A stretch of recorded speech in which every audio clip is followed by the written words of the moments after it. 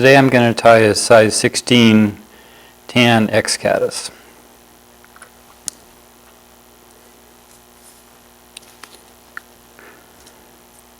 I'll start with a Daiichi 1110 or 1100. Any dry fly hook will do. I'll crimp down the barb first, put it in the vise. And I'll use some Danville 70 denier. This is olive thread. It's kind of an olive brown. It works pretty good. Come down about 1/3 of the way. And for the tail, I'm using crinkled Zelon. You can see why they name it crinkled Zelon. I happen to stretch it out. I use my hackle pliers and just hang it, and just that feature will straighten it out. I'll take a segment off of this, and I usually use about 2/3 of a hank for a size 16 hook. For a size 14 and above, I'll use a whole one, and smaller flies, just a portion of that. I'll trim this. My wastebasket is over to the side, so you'll see me off camera for a moment. And with a loose wrap, pinch wrap, I'll bind it with a couple of wraps, tie in the loose ends, and I don't have to go back and trim it, and just kind of spiral loops, spiral wraps, and I'll bind it down just above the barb of the hook. When you're cutting the tail to length, don't pull it because it will bounce back, but it's about half the body length. For the dubbing, Zelon dubbing, Hydropsyche tan.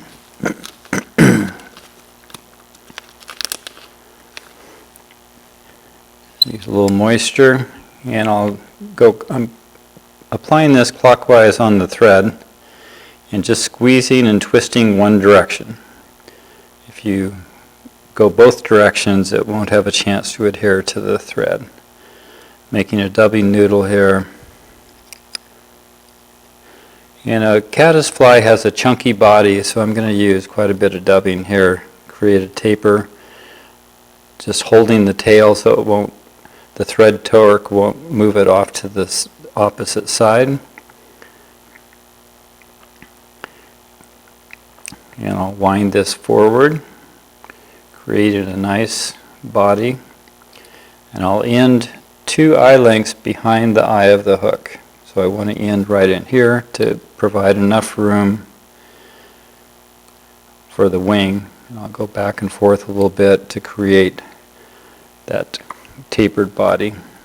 You might have a few pieces of material, and you notice I moved the thread out of the way with my index finger.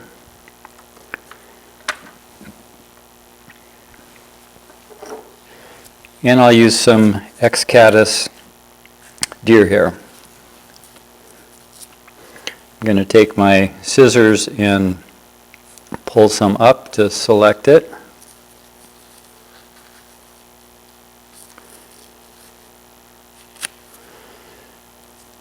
And hold it by the tips.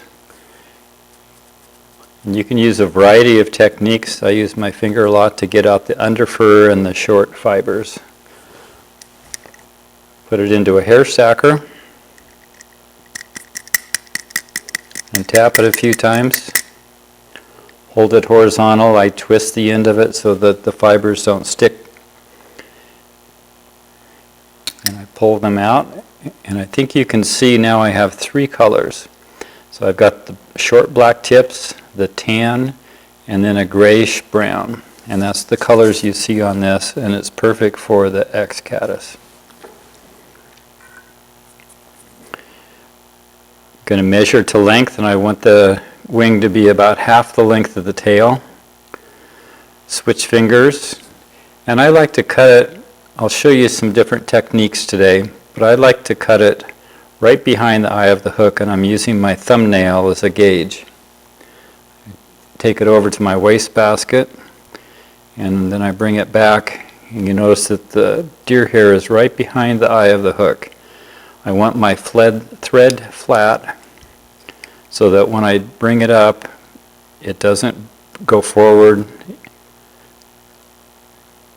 And I make 2 loose wraps and pull tightly. A couple more, and then wiggle it through the butt ends, and you're done.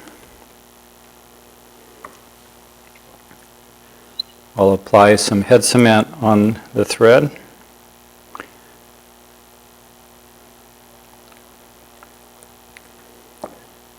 And whip finish. A 5-turn whip finish. Tighten it up. Use the edge of your scissors and your thread will break. And that's how I like to tie my X Caddis. Now let me show you a different technique for the wing. The body will be exactly the same. I'm going to debarb the hook.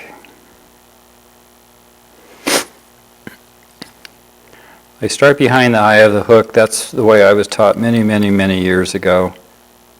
And one of the benefits of that, particularly for an X Caddis, is I come up to tie in the wing. I want to have a thread base. If you were to try to apply a deer hair wing and wrap your thread on a bare hook, it will just twist and spin the deer hair and it would not stay on top. So I go back about a 1/3 mark. I cut my Z-lon tail, trim it, take a soft wrap, pull it down, bind down the loose ends, open spiral wraps to the barb of the hook. I place 2 or 3 extra wraps, and then when I move this, it doesn't move my thread back and forth. I'll get some more dubbing.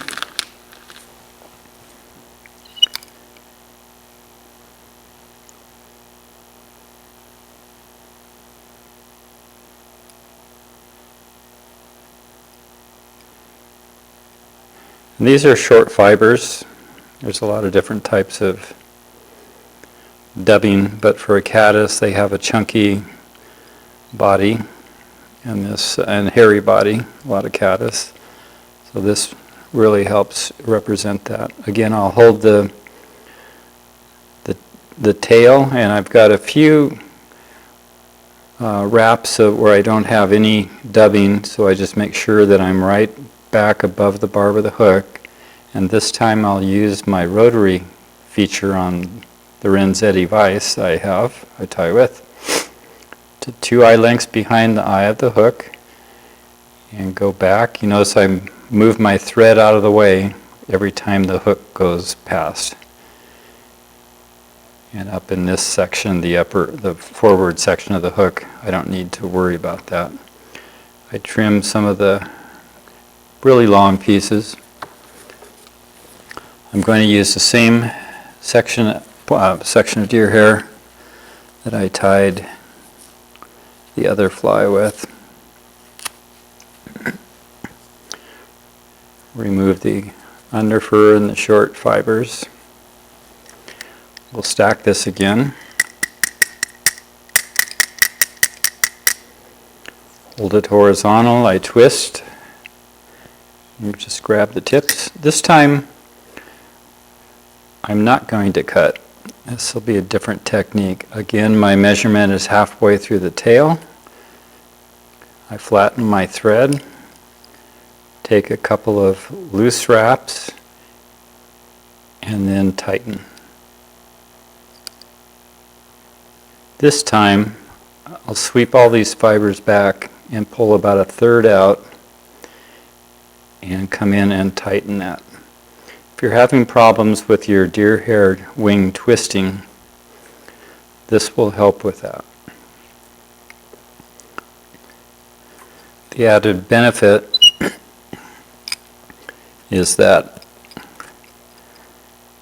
the deer hair acts as a handle, so you can pull your deer hair out of the way when you're wrapping your whip finish and applying head cement. 3, 4, 5. Tighten it. Trim the thread. And now I'll pull all these fibers forward, and I'm going to, with one cut at the same angle as the wing, I trim them. And that's another good X Caddis. Let's tie a different one, and I showed you this other, well, let me talk about the deer hair for a moment. There's a lot of varieties of deer hair. Excuse me. This is the piece that I was using. Here's another piece of X Caddis deer hair. And these fibers are a lot shorter in length. And they're not, it's not that they're bad, it's just that the longer fiber will be easier for you to work with. In this particular case, you're looking for the coloration, and they're very similar in coloration. If you were to pull this out, you'll see that the black tips, the tan, and then the grayish brown, and it's the same property as this particular piece. This one has a little bit more underfur. And this is the piece that I want to demonstrate. I hope you can see the underfur that's in this piece of deer hair. I selected this years and years ago. I purchased many of my patches of deer hair from Blue Ribbon Flies. And if you can't get to Blue Ribbon Flies, if they don't have any in their bins, the Nature Spirit brand that is available in many, many fly shops is a terrific brand, and I highly recommend their hair as well. And I selected this for the coloration, but it was before I had tied a whole bunch of X Caddis, and I found that, you notice I haven't used this very much, that it was very difficult to remove the underfur. And you'll ask, well, why is that a problem? So let me show you.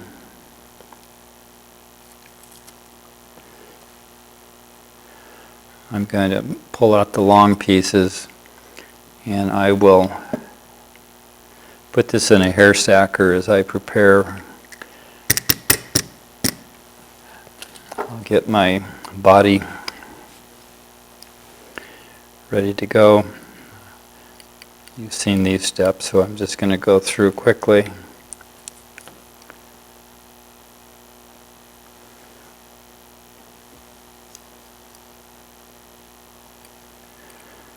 Open spirals to the barb, trim, use some Zelon dubbing,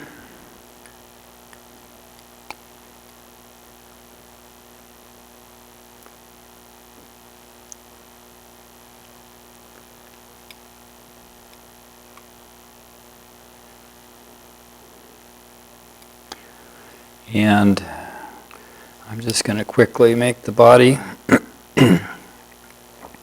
using my rotary. You can see how fast you can develop a body then.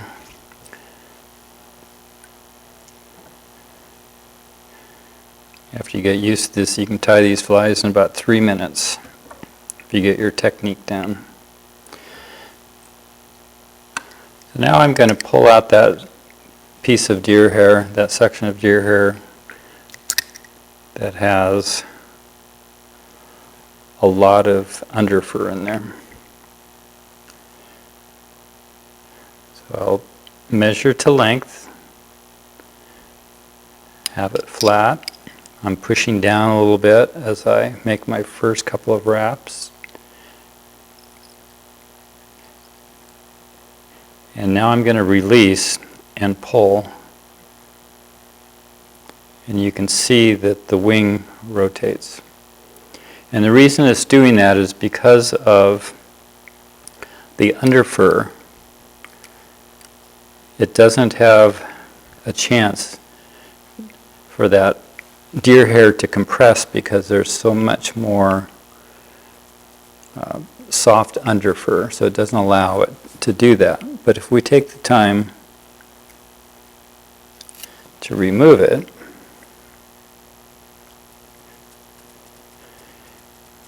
you can use your fingers, you can use a comb, a variety of techniques. And that deer hair is absolutely fine, it's just that it takes a while. It takes time to prep it the right way in order to remove all of that underfur. Again, I'll measure. This time I'll trim like I normally do. Flatten my thread, push down a little bit, a couple of wraps softly, pull. And you can tell that it's much more secure. I'll add one wrap through, and we're finished with that wing.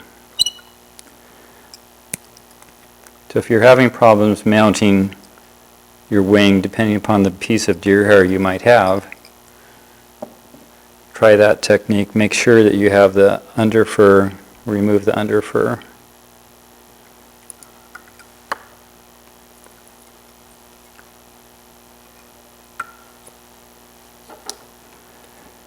Trim that one piece.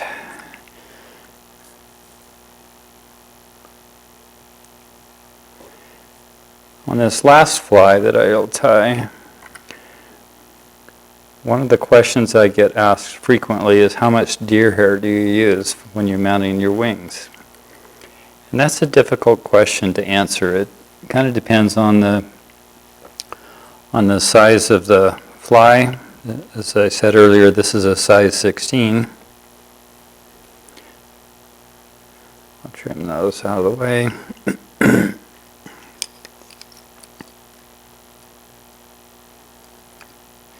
And it also depends on the thickness of each individual fiber on the deer hair patch that you happen to be using. So I'll show you a better idea of what I mean. Create another body quickly.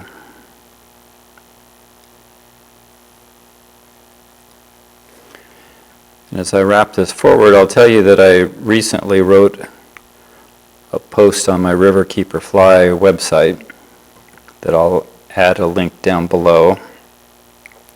And it's entitled Selecting the Proper Deer Hair to Tie Sparkle Duns and X Caddis. And much of what I'm discussing here today is included in that.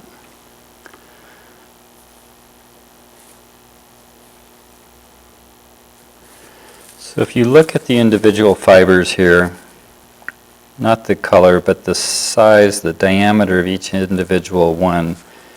This one is a little bit finer than this one. So you can actually get a few more fibers in each wing. This patch, the fibers are really fine. And I've got another one here that they're very, very fine too. And if I had a choice, this is my favorite patch currently, so I'm going to pull some more off of this one. And I want to demonstrate, as I remove all the underfur and the short fibers, if you're having problems keeping your wing on top of the hook, here's something to consider. So why do we use 2 loose wraps? I've got my wing halfway back on the tail. I'm just going to keep the fibers the way they are right now. Instead of taking 2 loose wraps, I'm just going to start applying pressure.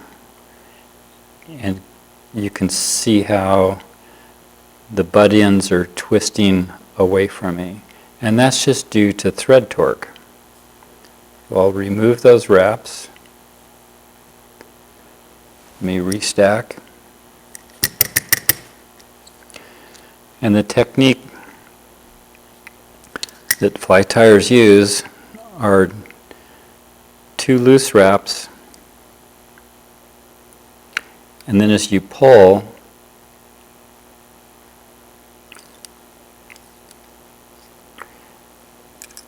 it's like taking a noose and just tightening it around the deer hair.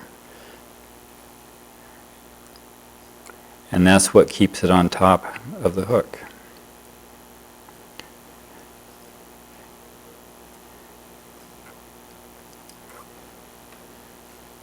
We'll remove, I was going to use this as a handle, so let me finish this.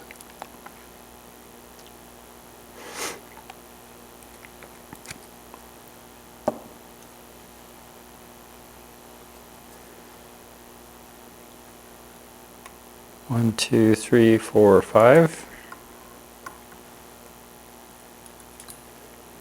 We'll trim. And now creating that nice little head.